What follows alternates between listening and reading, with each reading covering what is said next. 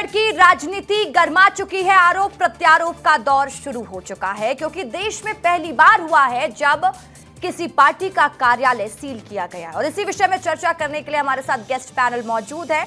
उज्जवल दीपक जी हैं भारतीय जनता पार्टी का पक्ष रखने के लिए, बहुत स्वागत है उज्जवल दीपक जी आपका।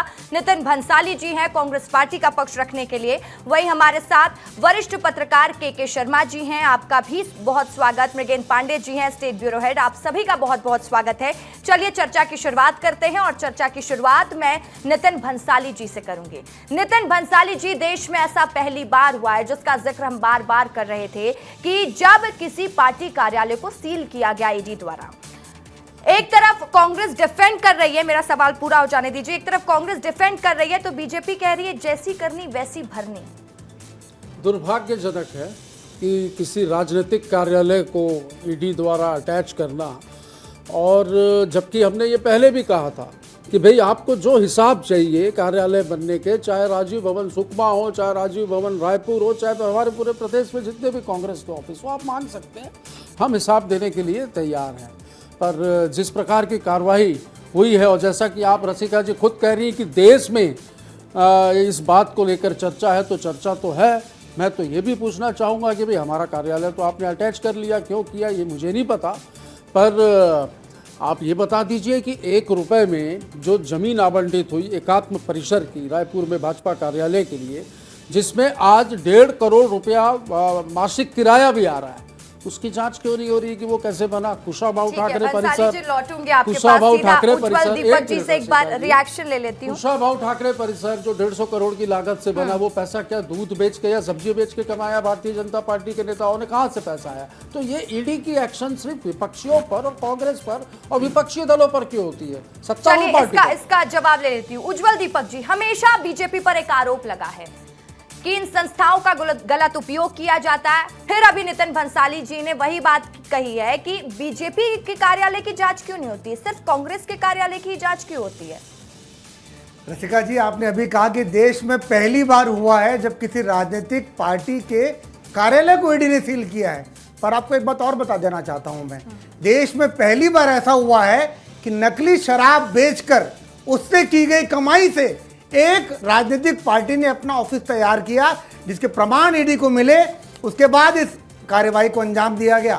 दूध और सब्जी बेचना तो फिर भी ठीक है, नकली शराब बेच के सरकार नकली होलोग्राम लगा के नकली शराब बेचती थी। एक शराब दुकान में 2 काउंटर होते थे, राजस्व का नुकसान किया गया। 2100 करोड़ रुपए का घोटाला सामने आया है, और शर्म आती है ऐसी कांग्रेस जैसी राजनीतिक पार्टी पर जिसने ऐसी कार्रवाई को अंजाम दिया। और 2 करोड़ रुपए आबकारी मंत्री को, जो कहते थे कि मैं तो अनपढ़ मंत्री हूं, मुझे कुछ आता नहीं, जहां अधिकारी ने बोला मैंने साइन कर दिया।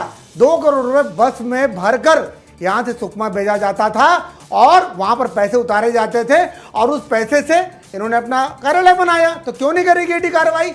जहां तक बात है उपयोग या दुरुपयोग की, देश में पहली बार ऐसी एजेंसी का उपयोग किया जा रहा है। भ्रष्टाचार पे लगाम लगाई जा रही है और सारा देश देख रहा है। जहां तक बात है हमारे कार्यालय की, आप कर लेते हैं जांच। और जवाब लूंगी नितिन भंसाली जी से, लेकिन उससे पहले नितिन भंसाली जी एक बार सभी गेस्ट से चर्चा कर लेती हूं।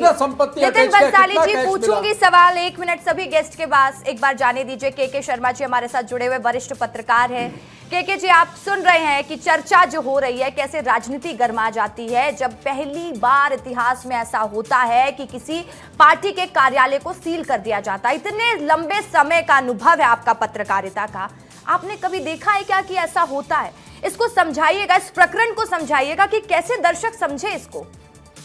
देखिए, निश्चित रूप से ये दुर्भाग्यजनक है तो नितिन जी ने कहा, लेकिन ये दुर्भाग्यजनक किस रूप में है? क्या ये भ्रष्टाचार के पैसे से बना इसलिए दुर्भाग्यजनक है, कि विपक्षी पार्टी के राजनीतिक कार्यालय है इसलिए दुर्भाग्यजनक है? ये जनता को तय करना है। महत्वपूर्ण है जो फैक्ट अभी आ रहे हैं, जो एविडेंस आ रहे हैं, उसके आधार पे अपन बात करेंगे।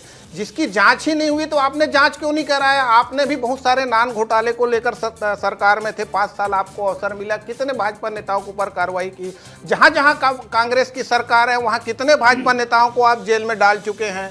जो सत्ता लोकतंत्र में तो ऐसी चीज है कि सत्ता की रोटी जो है पलटते रहती है। मैं स्पष्ट कहता हूं, इसमें जिसको अवसर मिलता है, लोकतंत्र में भ्रष्टाचार से आम जनता पीड़ित है। चाहे वो पटवारी कार्यालय से हो चाहे मंत्रालय तक के हो। तो इस बड़े लेवल पर पहले तो हमने मंत्री की बात तो दूर की बात है, किसी आईएएस अधिकारी को गिरफ्तारी बहुत बड़ी बात हो जाती थी। आज के समय में जो कार्रवाई हो रही है उसमें आप देखेंगे, आप भ्रष्टाचार की शिकायत करते थे जाके ईडी कार्यालय में, भ्रष्टाचार निवारण ब्यूरो में जाके कोई आदमी शिकायत करता था आईएएस के खिलाफ तो बातें नहीं होती, क्योंकि वहां आईपीएस अधिकारी बैठा हुआ है। तो ये जो स्थिति बन, राजनीतिक विद्वेष यदि के कारण भी यदि कार्रवाई हो रही है विपक्ष पर, तो मुझे लगता है कार्रवाई होनी चाहिए। और भ्रष्टाचार के जो सबूत और गवाह के आधार पर, अरुण प्रति त्रिपाठी का बयान देख लीजिए, 50 लाख रुपए मैं पहुंचाता था, फिर 1.5 करोड़ रुपए अनवर ढेबर देके जा, जो सबूत है उसके आधार पर कोर्ट डिसीजन करेगा कि वास्तव में दोषी कौन है कौन नहीं है, ये कोर्ट का मामला है। लेकिन जनता के ने तो इनको, भाजपा को इसलिए बैठाया कि आप जीरो टॉलरेंस की बात किए, आप गुड गवर्नेंस की बात करते रहे, सुशासन की बात कर रहे हैं। जनता ने आपको इसी आधार पर सरकार में बैठाया और पूरी जांच कराई। और ये भी देखिए कि आपके शासनकाल में जिस प्रकार की क्या है भ्रष्टाचार नहीं हो, इस पर रोक लगाने की जिम्मेदारी भी आपकी है। जनता भ्रष्टाचार के खिलाफ आपको मतदान किया है, उस पर आप कितने खरे होते हैं। सबसे बड़ी बात के शर्मा जी जो आपने भी कही कि बिना सबूतों के कार्रवाई होती नहीं है।